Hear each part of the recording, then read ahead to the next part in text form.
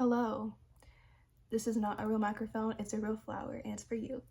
Okay, anyway. I need to sleep, but I'm making this video. For the last 67 days, I have been doing something that scares me every single day. Yep, you heard me. And this was inspired by a quote said by Eleanor Roosevelt. He said, do something that scares you every single day. And so I wanted to do this little experiment. And so I committed to 365 days, but I feel like I learned so much I need to document it. So this is my documentation. And I wrote down 5 things that I learned in the past 67 days. And like already day 3, I learned so much, but only about myself. But I'm just gonna go straight into the lessons. So the first lesson I learned is that we do things that scare us every single day. We just don't really know it. For example, like you could have anxiety for driving, but you still do it because you need to show up for work, to get money, to get paid, to pay for your child's education or whatnot, right? And I don't think we don't give ourselves enough credit for how brave it is to be human, how brave it is to simply just show up every single day, to wake up and get up in the morning, especially when you have, I don't want to say mental illness, but you have a growing pain you are going through, like depression or grief or anxiety and panic disorders, OCD, neurodivergence. Like there's so many barriers, and the fact that you are showing up every day and you're doing something that scares you every day is amazing. Even the moments and there were some days where sometimes I get numb, like emotionally numb, and doing something that scares me every day has allowed me to, this is the second point, to stop being my own oppressor. This is freaking huge, man. Oh my gosh, like to stop getting in our own way. That's insane. That's when I realized how much I was oppressing myself, how much I've been letting myself down by believing in the labels, believing the narratives that other people told me who I was based on what I look like or how I am like or whatever, their own projections of me. I believed them. I believed it, that their truth was more valuable than my truth. That's a bar. That's a freaking bar. Like I just did not know. And it's so funny because I'm a complete hype woman, but I didn't know how much I did not hype myself. So my deal was that every single time I hype someone, I'm gonna also hype myself up too. Because if I can bring other people up, I can also bring myself up. Okay, anyway, so ways we can be our own oppressor is giving into those fears of, maybe you have a fear of public speaking and you feel like you're not going to have valuable insights. So what I would do is I would speak up in class, for example, be like, actually, this is something that I want to debate over. And professor literally told me to take up space. This is what we're there for. And so yeah, just stop being your own damn oppressor. And I'm so grateful for this challenge because it also has, number 3, led me to so many opportunities. After I stopped getting my own way, I started attracting opportunities that were just so aligned with my heart and my soul. And this is so important because life is so short, and that's what gives life meaning, is these really meaningful short days that we have, and beautiful sleep. Beautiful sleep is everything too. I'm a sleeper, so I get it. And beautiful food and culture and plants and all those things, and the beautiful flowers like this, like you just like, oh, it's so exciting. But yeah. And another, I think the 4th thing, I wrote down 5 things, but I'm saying like 2 other additional learnings, which is great. The 4th point is that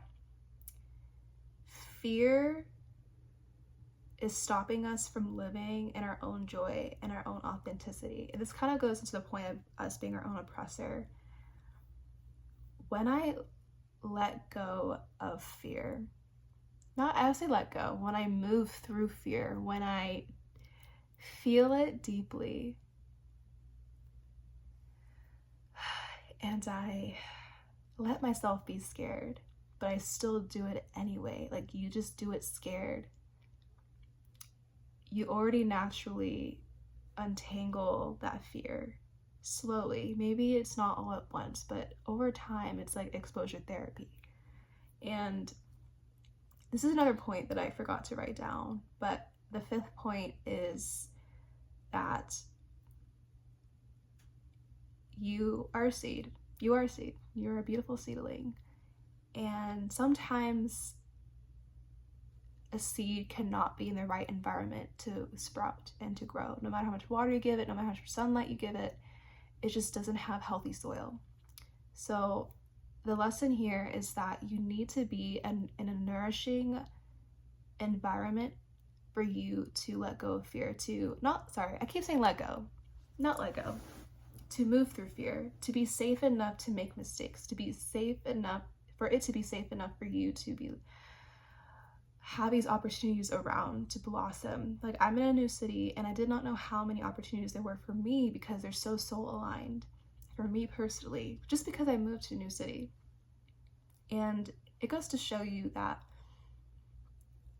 I know we can play it safe and we want to, but the more that we play it safe, the more we're communicating to the universe, to other people, to ourselves. This is how we become our own oppressor, to ourselves, that like, we have to stay in this place to be safe. But when you expand, you're going to, things just work out. Honestly, things work out, and you have no choice but for it to work out. So just do it.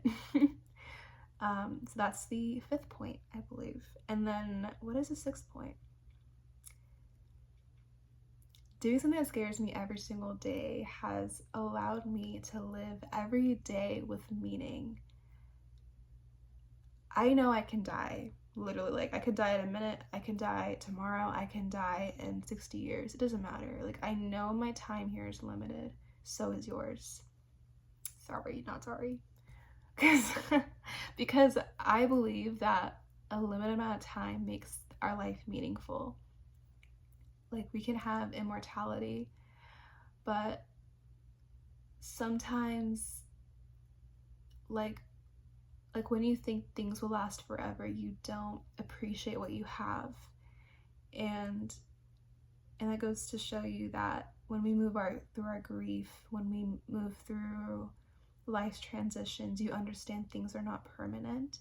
So when you do something that scares you every day, for me personally, I learned that my days are not guaranteed, and that was a hard truth to swallow. And I'm still swallowing it, and I'm still battling a certain truth of mine that I want to travel the world and stop going to school and just drop out and just go travel, like explore the world. Let life be my classroom. But that's something that I'm navigating currently. That's something that I'm scared of. But that's the thing, is like, you don't need to tackle that fear that day. You can work up your nervous system, your body, allow it to be comfortable enough to go through that fear. And the day that I quit school to travel, I'll let you know. But I'm scared, man. I'm so scared. So I'm scared every day. We're scared every day. But to have the courage to still be scared and do it, and to be vulnerable, it's just a beautiful trait that I have, and you have, and other people have. And I'm just so inspired by, humanity and people and plants that are so resilient. Like this flower, I'm surprised it hasn't died because I did not put sugar in the water. But yes, here's a flower for you just because you deserve it. It's a zinnia. It's beautiful. I can't smell anything. But yes, I'm wishing you a beautiful morning, afternoon, evening, wherever you are, whenever you are. it's not corny. I'm honestly all into corniness, so make every day count, dude. Like, literally, it's not guaranteed. Like, we live in such a bubble sometimes. Like, I have all these books here. I have all this knowledge. I have one, two, like 50 books, right? But I realize that my perspective, my connection to the earth, my connection to the world, the universe, is more wise and much more advice giving than a self-help book, right? Like, there's so many things that I'm learning. Anyway, but I hope this has inspired you or helped you in some way. And I don't know when the next in blank days, it is going to scare me every day is what I learned. I don't know when that next video will come up. I will log in my reflections and my knowledge. I want this to be an experiment, so yes. And you can do the same. Like, this is not like patented. You can do the same. And like, legit, I got the quote from Eleanor Roosevelt. So Eleanor Roosevelt, or was it Teddy Roosevelt? I'm not sure. The Roosevelts. I'll say the Roosevelt family. But what was I saying? Damn, I need to sleep. I need to sleep. But yes, I'm excited to be on this journey, and I'm so grateful to be alive. Okay, good night. Bye bye.